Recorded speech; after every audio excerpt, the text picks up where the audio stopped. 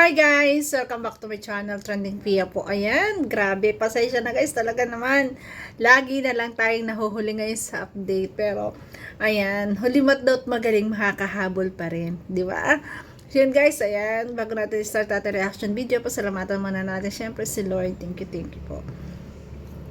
At syempre guys, pasalamatan natin na may-ari ng video, Kuya Nel. Ayan. Kung hindi ka pa nakasubscribe kay Kuya Nel, ayan, subscribe ka na po. Medyo tayo nabubulol. At syempre, huwag kalimutan supportahan ang mga Kalingap, Kuya Bal Santos Matubang, Kalingap from Ate Edna Vlog. Ayan. Kuya Bal Santos Matubang, kay Ma'am Jack. Kalingap Edo, syempre. Kalingap Dan, kay Kalingap Jomar. Ayan, supportahan po natin lahat guys na nasa Kalingap. Ayan, maraming salamat po sa lahat na nagla-like, nagsishare, nagsisubscribe kay Trending Pia. Maraming salamat po. So ngayon guys, i-reaction video natin itong, ayan, interview ni Kuya Nel. Ay, grabe. Talagang meron ka na naman ditong malalaman. Panoorin po natin.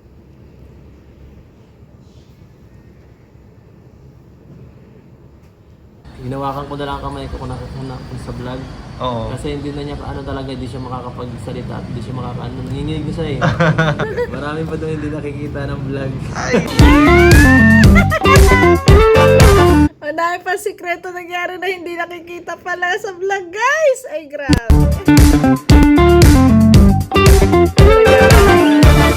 Guys, Hello po mga Kalingap, welcome back po sa ating YouTube channel. Ayan, this is Kuya Nel po at ngayong araw pong ito ay makakasama po natin si Kalingap Edo at magkakaroon tayo ng pagkakataon para kamustahin at tanongin si Kalingap Edo about dun sa mga kaganapan ngayon sa kanila ni Beyonce. yes. So ayan po, samahan niyo ko Kasi guys. guys, grabe guys sa live. Ayan, tatamnel ko din dyan na sabi ni Beyonce, delete ko na. Baka daw magalit kasi si Edo. Delete na daw niya. Ibig sabihin, nandun na talaga yung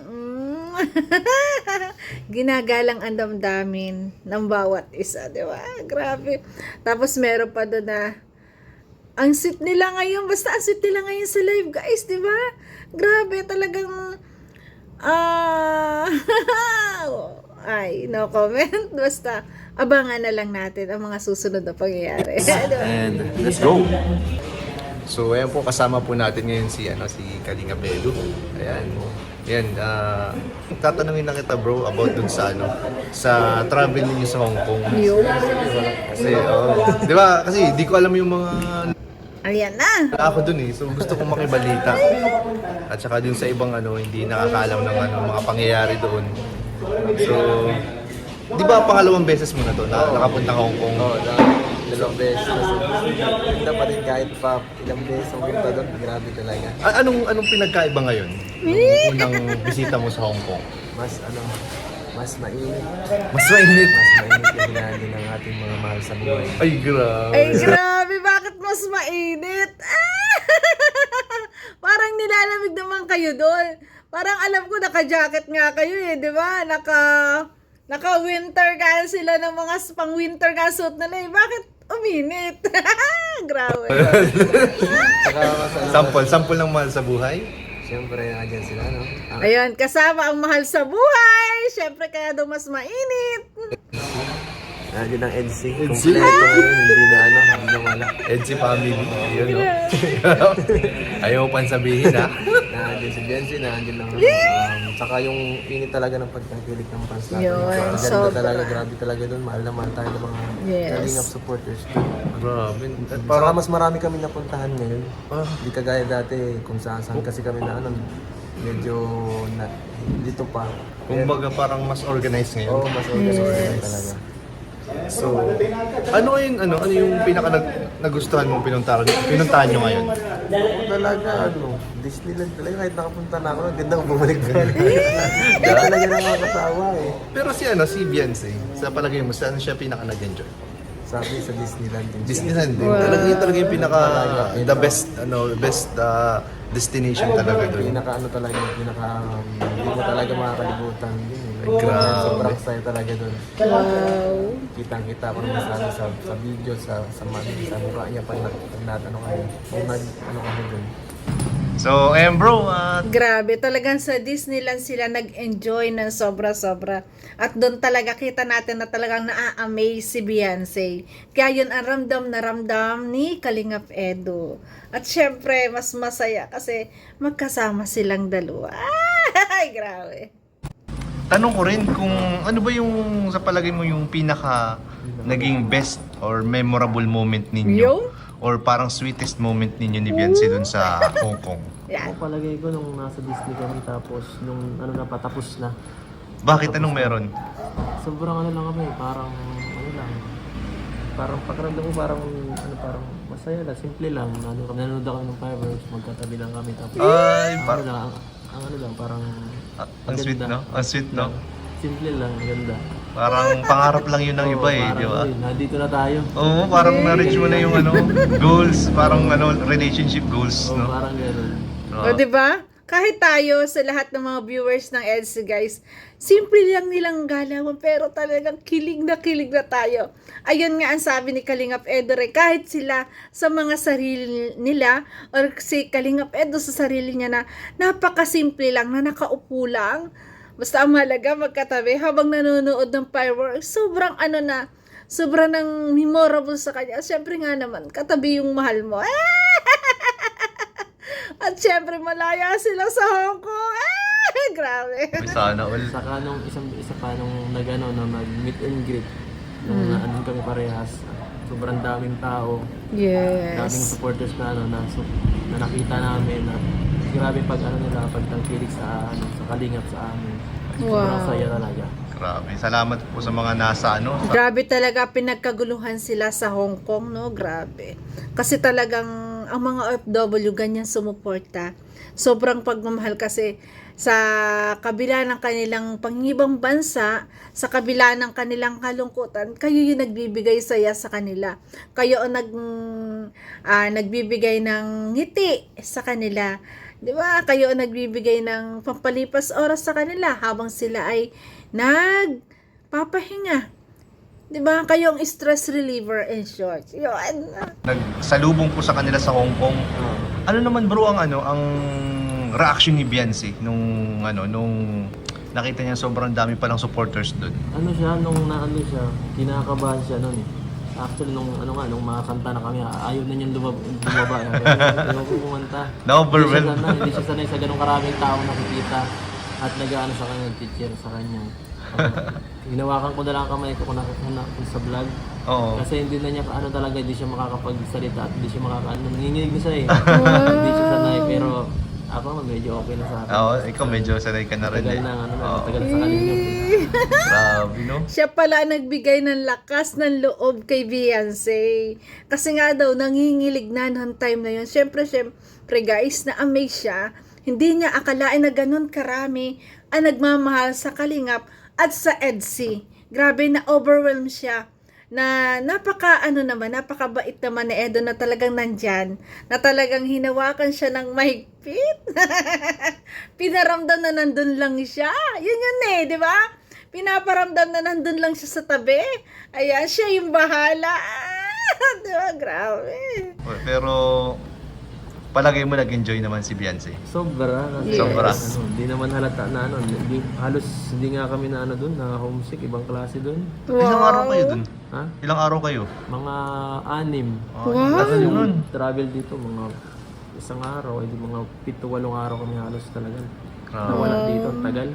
Sana all. Grabe. So, natanong ko na rin pala yung about sa mga ano sa sweetest moment nila. Pero tanong ko na lang din kung meron bang ano parang medyo hindi magandang ano happenings doon na nangyari na pwede ninyong i-share. Meron ba yung or parang hindi ka natuwa? Wala. Puro sweet. Siguro, pinakamapangit siguro doon kapag sobrang haba lagi ng ano namin ang ginagawa sa isang araw. Talagang sinusulit namin eh. Oo. Kaya ang lakad namin sa isang araw simula alas 11 hanggang umaga or alas 12 hanggang gabi na talaga yan. Grabe. Nakakauwi na kami alas Talagang sinulit. Or alas 11. Sobrang pagod talaga. Talaga yung lakaran. Lakaran talaga. So, minsan makikita mo sa mga video, Oo. Ano kami, hinang-hina na kami. Kasi ang pagod talaga. Tsaka nakaka-apekto rin yung sa mood mo, di ba? Pag yung pagod na pagod ka na, Minsan di ba? ma-vlog pa daw. Eh, pauwi na. Ay, wala na. Pagod na talaga. Wala naman doon. Yun lang ang pinaka-ano doon din. Yes. Nagustuhan. Siyempre Oo. naman, mga tao lang din sila, hindi naman sila mga robot, ayan, na talaga napapagod din. Kaya minsan talaga, siguro yung mga basher lang ang magsasabi. Pero tayo guys, unawa natin yan. Kasi alam natin na talagang pagod, lalong higit sa paglalakad. Nakakasakit ng binti yan, di ba? Maraming Simple masyadong lang, wala lakad. naman masyado. Kasi sobrang ganda talaga ng lugar. Bagay. Kahit unang bansa ako pa yun, sobrang ano talaga. Kahit bumalik ka pa? Oo, kahit ilang ulit pa. Ay, grabe. Summer din, guys. Grabe. Kasi, pati, sobrang memorable. Doon yung kanilang first frontal. Yung palang, grabe, amaze na. Grabe yun, guys. Tsaka ano yun? Grabe. Tsaka balita, marami daw paampaw dun ah. Yun, dami Maraming regalo. ampaw. Tuwa nga si Kuya Val dun sa, Kaya sa nga mga eh. nakukuha niya dun eh. Nanonood kami nung live dito. Nag-iipon siya ng ampaw dun eh. Siya lang ang natira dun sa ano eh. Sa Tamar na kami mag-meet and greet, nagpaiwan na siya sa ano dahil ang dami nagbibigay. Biruin mo sa ganyang edad ni Biancy, no? Kaya, Nakarating na siya ng ibang bansa. Wow, sana yun nga, all. hindi nakakaano, ibang tao, di pa nakakapan sa ibang, Oo. ibang bansa. Dahil siya agad sa ganyang edad. Grabe. Napaka, blessing talaga Oo, yan. sobra Yes. talaga. Tsaka hindi niya yung makakalimutan. Pati na rin doon sa mga supporters na nagabang Siya. na makarating doon si Biancy. Kumbaga, blessing din sa kanila yan na makita si Biancy at si Edu. Kahit ako, blessing sa akin na nakita ko sila sa MOA. Siyempre, ikaw ba naman, siyempre, sabi nga na ibang mga supporters, mas maganda talaga na nakita mo na yung nire-reaction mo. Mas nakaka-amaze eh. Di ba? Pag nakita mo, pas talagang mas masarap i-reaction. Lalo na't na-meet mo na, nahag mo na, di ba? Grabe. Mga edgy supporters natin dyan sa Hong Kong. Ayun o. So, yun lang bro. At ano pa bang maganda itanong? Kilig na kilig. Aha. Pansin nyo ngayon kay Kalingap Edu, sobrang saya ng puso niya. Mas parang tingin ko lang sa kanya, ewan ko lang sa inyo, kung ano rin napapansin nyo. Ako, tingin ko sa kanya, in love. In love, inspire na inspire. Yun na. Marami pala bro, kinabahan dun sa maraming kinabahan dun sa huling episode na daw yun. Ano ba yun? Ano yun? Ano ba ibig sabihin ng huling episode? Huling episode sa ano na yun sa Hong Kong. Ah, sa Hong Kong. Yes. Ay, grabe. Huling episode nga naman, syempre, sa Hong Kong. Kasi pauwi na sila. Sa Hong Kong. Kasi Ay, wala grabe. pang sunod na episode dun, di ba? Ang Yes. bihira yan. Abangan natin ang Kasi mga natakot episodes kami dun na sa yun. comment ni Galing. Alam nyo guys, mas nakaka-amaze at mas nakaka-excite ang susunod na episodes. Kasi yung episodes na nangyari sa Hong Kong talaga sobra tayong sobra tayong talagang na-shock, sobra tayong nabigla na ganun na pala. Ganun na pala. Yung iisipin natin na, ayun, ganun na pala. Ganun na pala sa relasyon nila. Parang, ay, diba? Iba yung mga nakita natin. Kaya, ngayong vlog, talagang sigurado, guys, antabay tayo. Grabe, guys. Talaga nakikita na natin ang kasutan. Sobra nilang dalawa. Kasi, kita nyo naman sa ngiti pa lang ni Edo, talagang napakaganda na nangyari sa Hong Kong. Grabe. Nga prob dun sa live eh. Sabi, nag-i-edit na daw siya ng last episode. Hala, ano nangyari? Baka gawa rin ng mga issue-issue. Ay, wala yung buti issue. hindi naman pala. Last episode lang yun sa Hong Kong, guys. Yes. Pero, Ano lang kayo ni Galing yung tinatakot lang ngayon. uy, speaking pala of issue. Speaking of issue, palagay mo, affected ba si Biancy doon? Nung nasa Hong Kong kayo? Palagay mo. Hindi. Scale of 1 to 10, gaano ka-affected si Biancy doon? Sa Siguro issue. Mga 2. Two May lang. na lang, punti lang Mahina naman. lang. Hindi naman masyado. Makikita niyo naman doon yung mga video. Ay, may mga BTS doon bro. Matindi ang BTS doon nila Jeju. ang Wala ganda yun no. sa vlog. Ang ganda ng mga BTS doon. BTS yun. Grabe, ang lupit. Mas kinikilig ako doon eh. Yes! Marami pa doon hindi nakikita ng vlog. Ay, ako dapat pa ginalingan pa ng mga CCTV doon. Marami doon. Ay, grabe. Grabe. Masyadong maraming doon. Sayang. Grabe. Yung mga ano lang, buwan. Oy guys mas marami pa pala tayo hindi nakikita. At doon pala sa pagsasalita at magsasabi ni Kalinga Pedro, tingnan niyo naman. Mas kinikilig siya. Grabe. Bigla, Kuya Bal. Wala yun, biglaan lang yun minsan natutulog. Oo. Wala yung script yun, yung nasa may yung vlog ni JJ. Oo. Biglaan. Yan, yung reaction Sino pala ko mga din kasamahan mo sa ano? Kay Sa JJ. room? Ako sila JJ, si Ted, Kayong tatlo? kami tatlo, saka si Questar. Okay. Tapos sila Biancy naman, sinong kasama naman sa Si room? Pau Pau, si Kat, si Kakay, saka si Grace. Ayun. Wow. Kamusta naman yung tinuluyan ninyo? Okay naman ngayon, hindi naman kagaya nung nakaraan na medyo mahirap. Medyo Grabe. mas maganda talaga. Talagang Mas maganda ngayon. kitang-kita. Kahit dati rin. Kitang-kita talaga ang kilig niya, guys. At kitang-kita natin talaga na in love. Grabe. Tinuloy namin. Sa ibang room kami ngayon. Mas madaling gumalaw ngayon, hindi kagaya dati. Dati talaga kahit sa wala kaming heater. Oh. Yeah, sobrang hirap maligo. Ngayon medyo okay na dalawang mas maganda, mas mabilis. Ayun, no? Mas maganda ngayon talaga yung pagbisita namin. So, sino nag-asikaso nun? Sila grupo ni Ate Marip, salamat. Uy, shoutout po kay Marie Pineda? Marie Pineda. Wow. Grupo Shout nila out. Grupo daw po Yung iba nila naman Marie dun, hindi Pineda. mga vlogger pero grabe yung nila talaga support. Parang lang talaga ma-assist. Grabe. Grabe, sobrang nakakatuwa. Malaking tulong po kayo sa Shout out Ate Marie. mga nasa Hong Kong sa grupo po nila Marie Pineda. Yes. Thank you so much po. Ayun nga pala bro, nakakalimutan ko. Yan na. At may nabalitaan kasi ako rin na totoo ba yung parang nadukutan daw si Beyonce? Nakita ko rin doon sa video na siya ng lalaki, matandang lalaki. Kaso, nandun ako katabi niya ako noon. Oo, nakita kita, nakahawa ka dun sa bag, di ba, noong una? Ang problema, hindi ko rin napansin, ang galing ng magnanakaw, ang hirap mapansin. Hindi halata kasi sobrang busy, ang bilis ng pangyayari.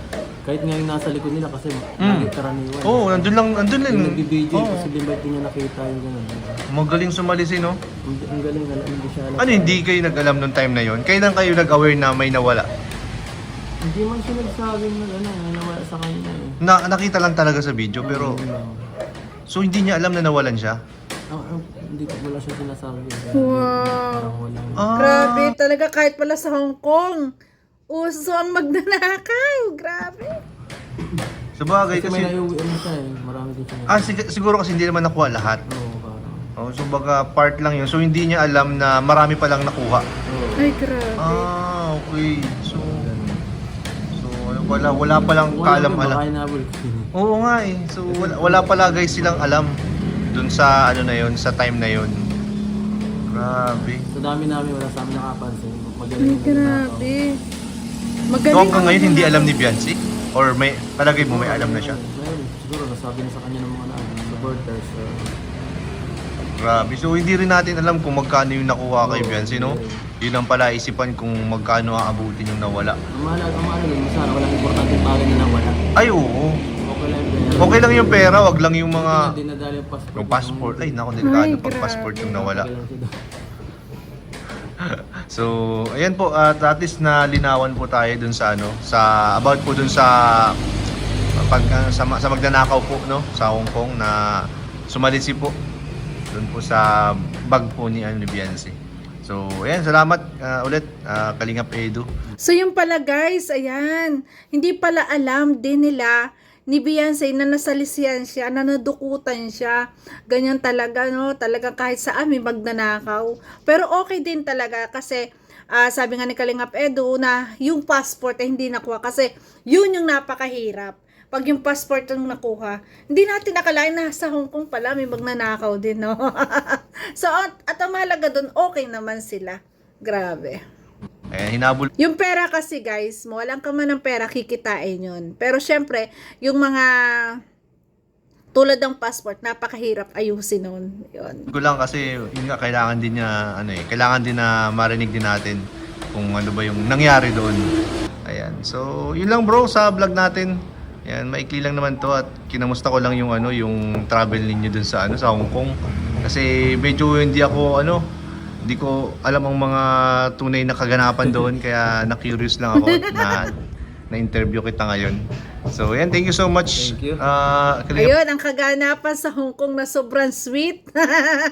Sobra. Ayan, nakita natin ang lahat. At syempre, shoutout kay Ate Marie Pineda. Ayan. At syempre, ayan. Sa Magdanakaw, ay grabe kayo. Biniktiman nyo pa si Bibi Beyonce. Pero okay lang naman. Kasi at least okay naman. At saka, akalain mong galing na magnanakaw, magkakasama sila. Si Bibi Beyonce ang naanuhan, ang nasalisihan. Di ba? At okay din kasi hindi naman passport ang nakuha. Ang pera kasi kikitain yan. 'Di ba? Yan lagi natin iisipin. Kasi pag may nawala sa atin, may kapalit yan. At siguro, ayan, nangangailangan talaga. Ayun. At saka, hindi naman siya yung nagkasala, yung kumuha, 'di ba? Parang nakatulong na siya kasi baka kailangan talaga, 'di ba? Gagamitin sa sana nga ganun yung reason. Pero yung reason na magnanakaw ka para lang makabili ng ano-ano ganyan-ganyan. Pero kung pagkain, okay lang 'yan, 'di ba? 'Di ba? Ayun. So, maraming salamat. Ayan, marami pa palang kaganapan na hindi natin nakikita. Na sabi nga ni Kalingap Edo na mas sweet pa na wala pa. At ating i-reaction video rin yung BTS po ni Kalingap JJ. Ayan, maraming salamat guys. Grabe. Ayun, at pansin natin talaga yung kaswitan na yon ay abot na dito sa Pilipinas. Abot na sa daet. Kasi pansin nyo sa mga sa live po, ay talagang may kumbo ang dalawa. Ay grabe, kaya kaabang-abang talaga ang sunod na episode po ng EDSI. Ayan. At huwag po kayong kabahan na yun daw po nasabing huling vlog. Ayun po, yung huling vlog lang sa Hong Kong syempre. Iba pagdating dito. Ayan, level up na. So yun guys, thank you for watching at kung nagustuhan mo reaction video ko, baka pwede po like, share, and subscribe. Trending Pia po. Bye bye guys. I love you. Ingat palagi. God bless.